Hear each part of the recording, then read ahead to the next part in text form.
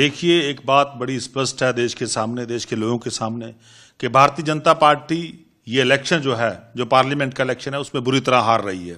10 साल इन लोगों ने कोई भी काम देश के लिए नहीं किया, बल्कि देश के लोगों को बांटने का काम करती रही भारतीय जनता पार्टी। और आज ये समय है कि देश के लोग इनको सब कुछ खाने के लिए तैयार हैं। इसीलिए जितनी भी अपोजिशन पार्टियां हैं उनमें डिफेक्शन करवा रहे हैं, उनको तोड़ फोड़ कर रहे हैं, उनके एमपीज को खरीद के हैं, उनके एमएलए को परचेज करने का काम कर रहे हैं। कहीं ईडी जा रही है, कहीं सीबीआई जा रही है।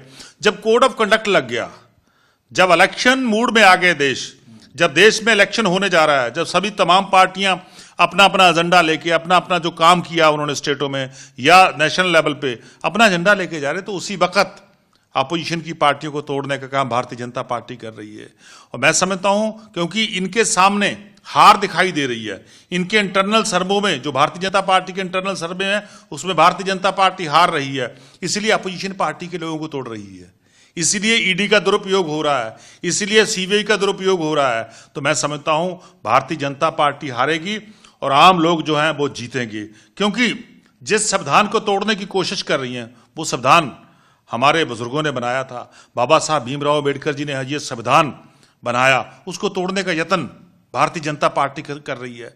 संविधान को खत्म करने का यत्न भारतीय जनता पार्टी कर रही है। और दूसरी तरफ आज देश का लोकतंत्र खतरे में है। देश के लोकतंत्र को बचाने के लिए हमारे नेशनल कन्वीनर अरविंद केजरीवाल जी लड़ाई लड़ रहे हैं। आज उनको झूठे और फर्जी केस में जेल में बंद कर दिया। ऐसे जेल में बंद करने से हम लड़ाई बंद नहीं करेंगे, हम बिल्कुल लड़ाई लड़ेंगे। हम अरविंद केजरीवाल जी के सच्चे सिपाही हैं, मरते दम तक लड़ाई लड़ेंगे और देश का लोकतंत्र को बचाएंगे, देश के संविधान को बचाएंगे। सुशील रिंकू, जो आप तीसरी पार्टी में गए हैं, पहले कांग्रेस में थे, अब आप में थे और आप बीजेपी में गए, इन जैसे जो लीडर हैं इनकी कैसे आप समझते आगे? देखिए, जो ऐसे लीडर होते हैं जो हर इलेक्शन में पार्टी बदलते हैं, उनको लोग सब कुछ खाते हैं।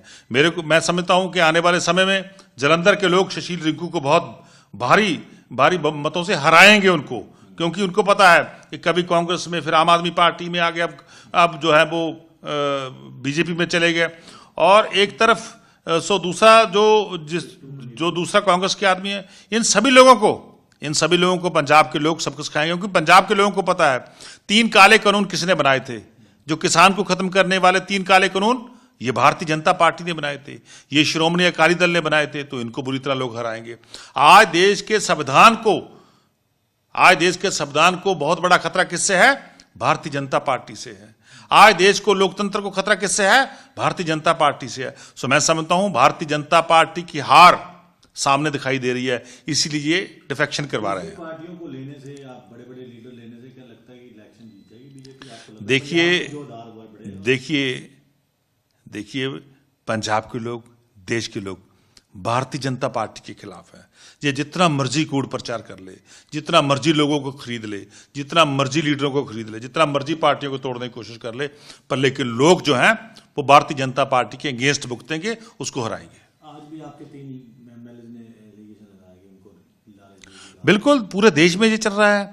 आम आदमी पार्टी को तोड़ने का यत्न हो रहा है, दूसरी विपक्ष की जितनी पार्टियां उनको तोड़ने का यत्न हो रहा है।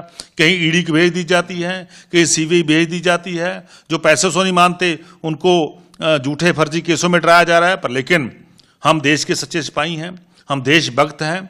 देश को बचाने के लिए, देश के लोकतंत्र को बचाने के लिए, देश के संविधान को बचाने के लिए हम अरविंद केजरीवाल जी की अगुवाई में पूरे डट के लड़ाई लड़ेंगे। ईडी का बात की, आज भी ईडी के रेड चल रहे हैं, आपके ऑफिसरों को बैठा के रखा हुआ, इन्वेस्टिगेशन कर रहे हैं। देखिए, पूरे देश में दबा की राजनीति चल रही है कि दबा के लोगों की आवाज को दबा दो। जो बीजेपी के खिलाफ बोलता है उसकी आवाज को दबाने का काम भारतीय जनता पार्टी कर रही है। कहीं ईडी भेज देती है, कहीं सीबीआई भेज देती है। जेलों से बंद करने से देश को खत्म नहीं कर सकती भारतीय जनता पार्टी। नेताओं को जेल में बंद करके संविधान को खत्म नहीं कर सकती भारतीय जनता पार्टी।